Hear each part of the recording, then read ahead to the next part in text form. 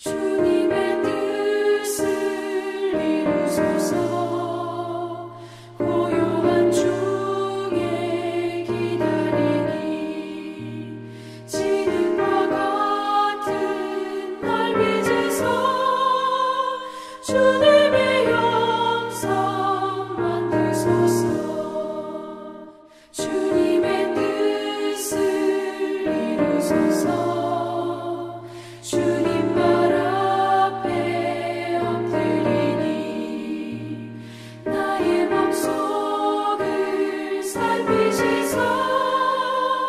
눈보다 이게 하옵소서.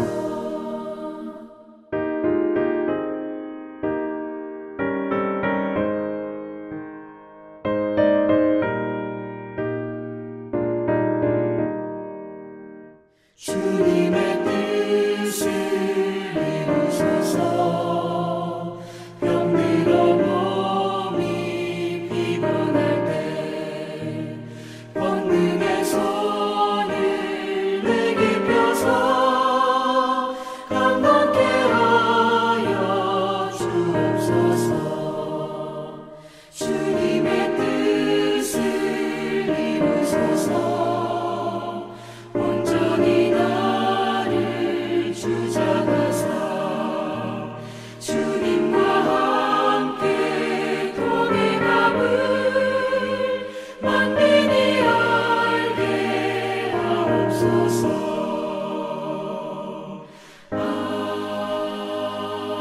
아멘.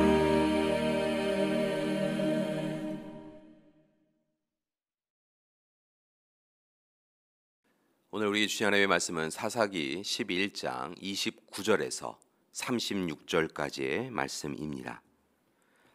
이에 여호와의 영이 입다에게 임하시니 입다가 길랏과 므낫세를 지나서 길랏의 미스베에 이르고 길랏의 미스베에서부터 암몬 자손에게로 나아갈 때에 그가 여호와께 서원하여 이르되 주께서 과연 암몬 자손을 내 손에 넘겨주시면 내가 암몬 자손에게서 평안히 돌아올 때 누구든지 내 집 문에서 나와서 나를 영접하는 그는 여호와께 돌릴 것이니 내가 그를 번제물로 드리겠나이다 하니라.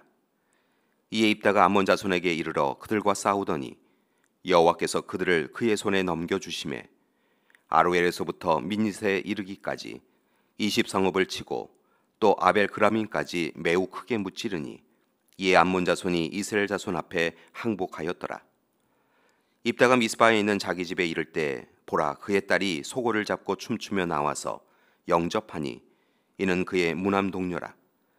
입다가 이를 보고 자기 옷을 찢으며 이르되 어찌할꼬 내 딸이여 너는 나를 참담하게 하는 자요 너는 나를 괴롭게 하는 자 중에 하나로다. 내가 여호와를 향하여 입을 열었으니 능히 돌이키지 못하리로다 하니 딸이 그에게 이르되 나의 아버지여 아버지께서 여호와를 향하여 입을 여셨으니 아버지의 입에서 낸 말씀대로 내게 행하소서. 이는 여호와께서 아버지를 위하여 아버지의 대적 암몬 자손에게 원수를 갚으셨음이니라 하니라. 아멘. 이스라엘 역사 가운데에서 사사 시대는 독특한 시기입니다. 다른 이방 민족이 같은 시기에 왕정 정치를 이루었던 데 반하여서 이스라엘은 하나님의 일꾼으로 세움받은 사사가 위기의 시대에 하나님의 뜻을 전하며 신정 정치를 행하였습니다. 그 기간이 약 340년에서 410년 정도의 기간이었을 것으로 추정하는데 이때 갈렙의 조카인 온니엘에서부터 시작하여서 총 12명의 사사들이 하나님의 부름을 받고 쓰임을 받았습니다.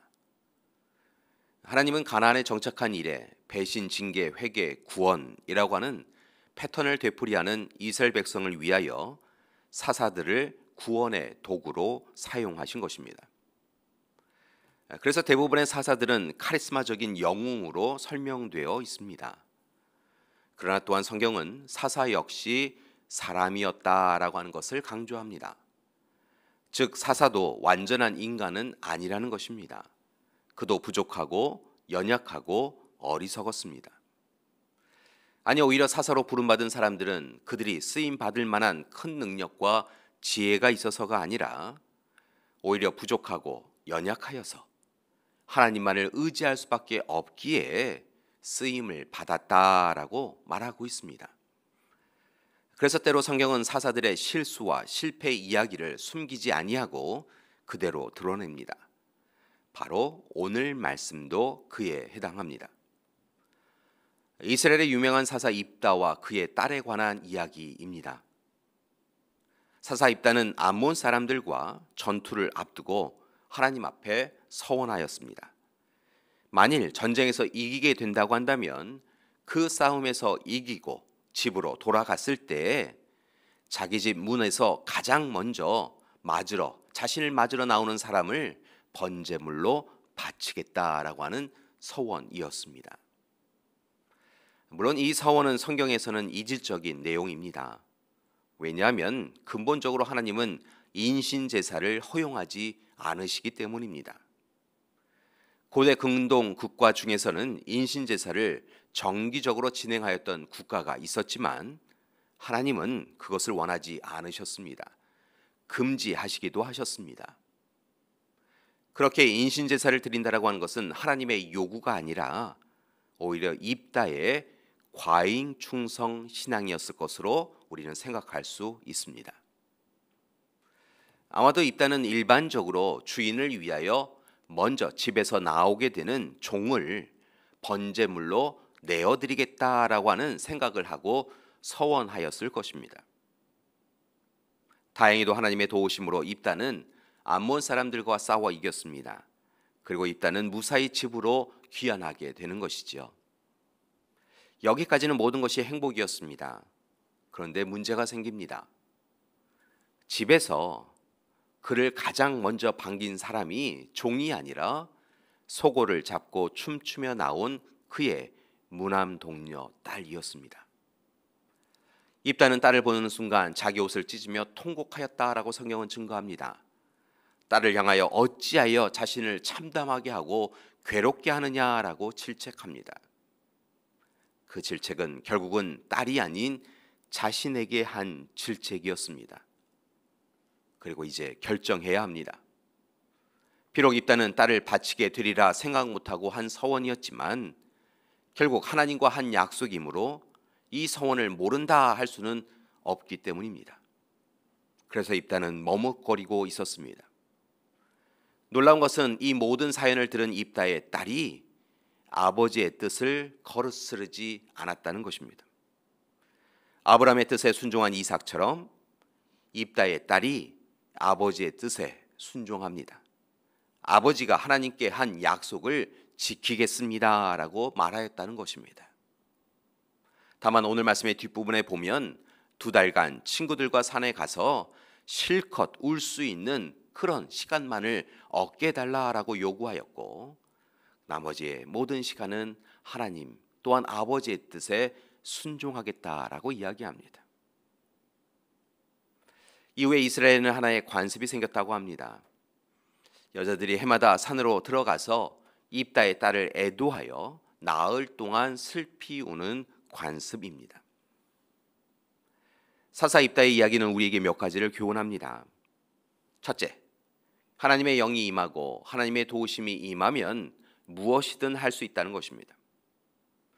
하나님은 암몬을 물리치기 위하여 입다를 사용하셨습니다.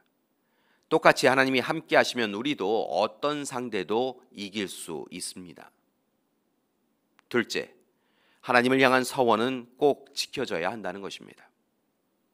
하나님이 우리와 맺은 약속에 신실한 하나님이시듯 우리도 하나님께 한 약속을 꼭 지켜야 합니다.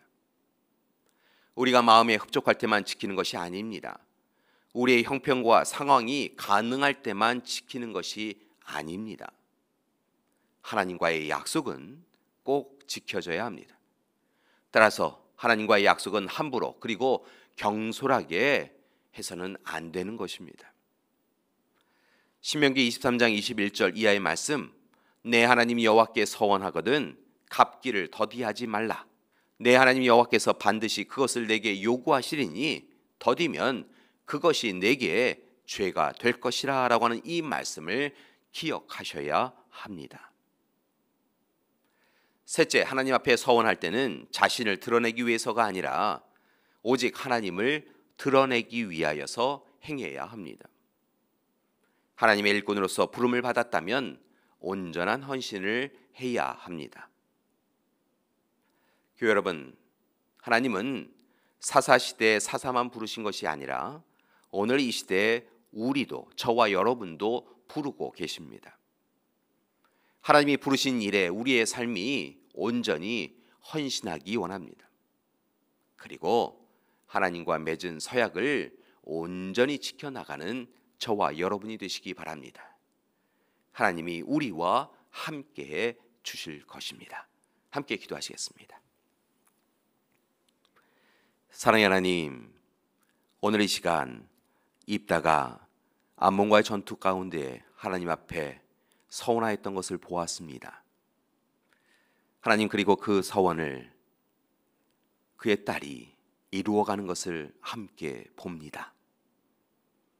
하나님 앞에 참으로 서원을 할 때는 진실하게 온전하게 할 수 있는 우리 되게 하여 주시옵시고, 또한 그 서원을 한 내용을 하나님 앞에 지켜가는 우리 될 수 있도록 도와주시옵소서. 하나님, 오늘 이 시간에도 우리를 불러주신 줄 믿습니다. 하나님의 사람으로 온전히 살게 하여 주시옵시고, 하나님의 뜻, 하나님의 약속을 신실하게 지켜가는 우리 될 수 있도록 또한 도와주시옵소서.